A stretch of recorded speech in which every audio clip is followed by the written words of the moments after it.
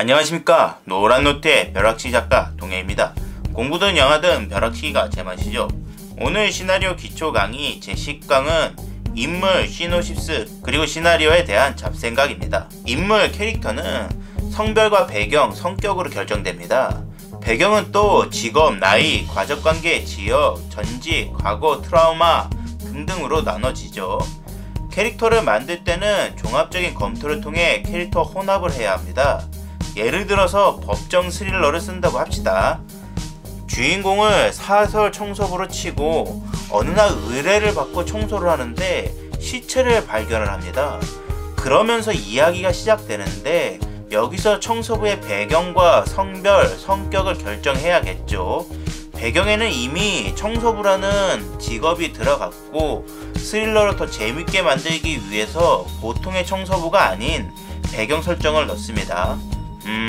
뭐가 좋을까? 과거에 전과가 있는 거야. 그리고 죽은 사람하고 돈 관련해서 악연이었던 사람이고, 그래서 범인으로 더 의심을 받는 거지. 결국 모든 증거들이 주인공을 가리키고 검찰의 송치가 됩니다. 이렇게 배경은 갈등을 일으키며 사건과 연결이 되겠지요. 수상한 그녀 영화는 정말 캐릭터 혼합을 잘한 영화이죠. 아이고 애기 엄마 자식 무이자시네 무이자. 죄송합니다. 손주가 있는 할머니가 처녀가 되는 설정 자체가 엄청난 배경으로 컨센트 프레미스인 거죠. 누구에게도 이팔 청춘의 시절이 있으니까요. 할머니인데 소녀이다. 거기다 자신이 못다 이룬 꿈이 눈앞에 있는데 꿈과 가족 중 하나를 선택해야 하는 기로에 설 수밖에 없는 캐릭터 배경 설정을 해둔 거죠. 일반성의 특이성을 혼합한 좋은 예입니다. 개발에 땀나도 주인공이 맨발로 영화 내내 개고생하는 영화 다이하드의 주인공 존도 아내와 갈등이 있는 카우보이 컨셉 형사로 캐릭터 혼합을 잘한 예이죠. 빠라바라바 바바바 탕탕. 경찰 캐릭터 하나를 만들더라도 어떤 성격과 배경, 성별로 혼합을 할 건지 엄청난 고민이 필요하죠. 별거 아닌 것 같지만 사실 굉장히 어려운 작업입니다. 우리는 보통 이미 설정한 성격만 있으면 된다고 생각하는 경향이 있는데 그렇지 않죠. 영화 프레데터에서 보면 주인공들이 용병으로 거친 남성성이나 마초성을 드러냅니다. 그러나 단순히 마초적인 것만 있는 건 아니죠. 캐릭터 혼합을 하여 그 안에도 다양한 공상들을 만들었습니다. 주인공 더치는 강한 남성미와 리더십이 있지만 수많은 전투 경험이라는 전사를 통해 의심이 많은 캐릭터로 예전 절친이었던 CIA 요원 더치를 완전히 믿지 않습니다. 그리고 용병이라는 직업 설정으로 프레데터에게 사냥을 당하는 사냥감에서 프레데터를 사냥하는 사냥꾼이 되는 역전이 일어나죠. 굉장한 캐릭터 설정입니다. 프레데터가 디테일한 캐릭터 혼합 작업을 거쳤다는 것을 사실 관객은 잘 느끼지 못하죠. 그냥 용병들은 다 정말 저럴 것 같아 이렇게만 인식을 하죠. 아무튼 캐릭터의 또 하나 중요한 설정은 욕망이라는 성격의 한 요소입니다. 꿈을 이루고 싶은 욕망, 돈을 가지고 싶은 욕망, 사건을 강력하게 해결하고 싶은 집요한 욕망, 모든 것을 다 포기할 정도로 사랑에 대한 욕망 등등 캐릭터는 욕망에 따라 움직이죠. 욕망을 구체적으로 어떻게 드러낼지에 대한 고민을 하고 성격을 만드는 겁니다. 이 욕망은 사건과 충돌의 갈등의 요소로서 작용을 하거든요. 빠라바라바 빠라바라바 빠라바 향수기 이뻤다. 영화 살인의 추억에서 보면 너무도 다른 시골 경찰과 도시 경찰의 대립이라는 캐릭터 설정이 소소한 재미를 주죠. 사건을 바라보고 해결하는 방식도 달라 항상 충돌이 일어납니다. 단 하나 공통점, 정말 범인을 잡고 싶다. 사건을 미치도록 해결하고 싶다는 욕망이 있는 거죠.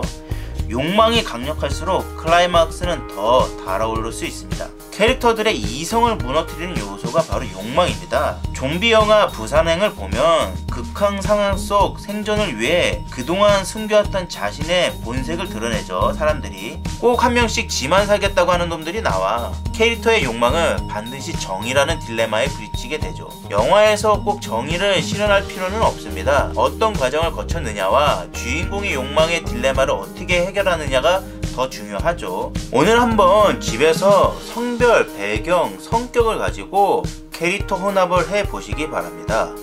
보통 시놉시스를 하면서 캐릭터를 만들죠. 시놉시스는 굉장히 중요한 작업입니다. 시놉시스 안에는 작가의 의도, 인물 설명, 줄거리로 이루어져 있죠. 시놉시스를 소홀히 해서 실패하는 경우가 많습니다. 공모전에 낼 때도 시놉시스가 굉장히 중요하고 공모전이 아닌 제작사에 제출할 때도 굉장히 중요하죠. 구성을 짤 때도 엄청난 도움을 줍니다. 시놉시스는 구체적으로 써야 합니다.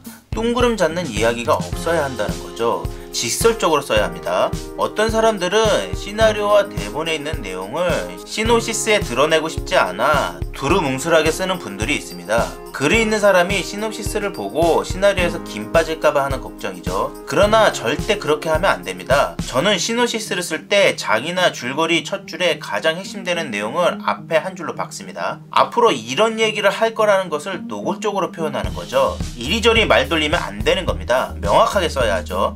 캐릭터도 마찬가지이죠. 글 쓸 때 구체적이고 명확하게 쓰는 버릇을 들여야 합니다. 인질 협상가가 자신의 누명을 벗기 위해 인질범이 되는 기상천외한 협상 대결. 난 절대 내 동료를 죽이지 않았어. 인질 중에 나에게 누명을 씌운 부패경찰이 있다.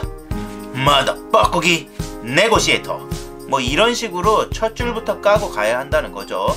처음 시놉시스를 쓸 때는 그게 잘 안 돼요. 어쩔 땐 주저리 디테일한 에피소드까지 나열하며 중언부언할 때도 있는데 그것도 금기해야 할 상황입니다. 작가 의도도 명확하게 써야 하죠. 어떤 분들은 작가 의도가 윤리 강연이 되는 분들도 있는데 억지로 주제를 넣어 부자연스럽게 만드는 것도 조심해야 합니다. 주제란 영화의 요소로서 한 부분이지 반드시 들어가야 할 것이 아닙니다. 어떤 영화는 한 작품에 주제가 수십 개 들어가는 것도 있습니다. 드라마도 마찬가지고요. 소설도 그렇고 주제는 요소로서 작용하는 거지 누군가를 가르치는 핵심 소재로 만들어서는 안 됩니다. 그것 자체가 소재이며 메인 플롯에 영향을 미친다면 그럴 땐 상관없지만 꼭 들어가야 하는 영화의 요소는 아니죠. 좀 더 영화나 드라마에 관한 것에 집중해야 한다는 겁니다. 그래서 예를 들어 작가의 의도에 실제 네고시에이터, 협상가의 구체적인 사례 등을 인용하는 게 좋겠죠. 이렇게 시놉시스는 작가의 의도와 줄거리, 인물 설명이 들어갑니다. 보통 영화는 3장 이내로 시놉시스를 쓰죠. 드라마 기획안은 20장 이상 30장 내가 되겠네요. 드라마 기획안은 개요, 자기, 인물, 전체 줄거리, 회벌 줄거리로 이루어져 있습니다. 드라마도 마찬가지로 명확하고 구체적으로 써야 하죠. 자꾸 일부러 감춘다거나 두루뭉술하게 쓰면 안 됩니다. 다른 사람들이 쓴 시놉시스나 기획안을 참고하는 것도 괜찮은 방법이겠네요. 자신의 작품에 대한 자부심을 갖기 바랍니다. 그리고 저작권을 등록하는 것도 잊지 마시길 바랍니다. 한국저작권협회나 영화진흥위원회에서 하는 시나리오 마켓에 올리시면 될 것 같아요. 시나리오 마켓에 올리면 자동 공모전 심사와 저작권 보호까지 됩니다. 그리고 특히 제작사나 PD 감독들한테 자신의 작품을 보여줄 때는 확실히 믿을 수 있는 사람한테 보여주는 것이 좋겠네요. 아이템을 종종 뺏기는 경우도 있기 때문입니다. 물론 이 세계에서 완벽한 저작권 보호는 없습니다. 그걸 감안하고 열심히 많은 작품을 쓰는 것에 주안점을 두기 바랍니다. 그리고 하늘 아래 새 것이 없다고 내가 생각한 아이디어를 다른 사람이 먼저 쓸 수 있다는 것을 알아두시기 바랍니다. 그리고 기발한 아이템이 있다면 얼른 쓰길 바라요. 오늘은 여기까지 하죠. 그리고 댓글 중에 피카츄 영상을 올려달라고 하는 댓글이 있네요.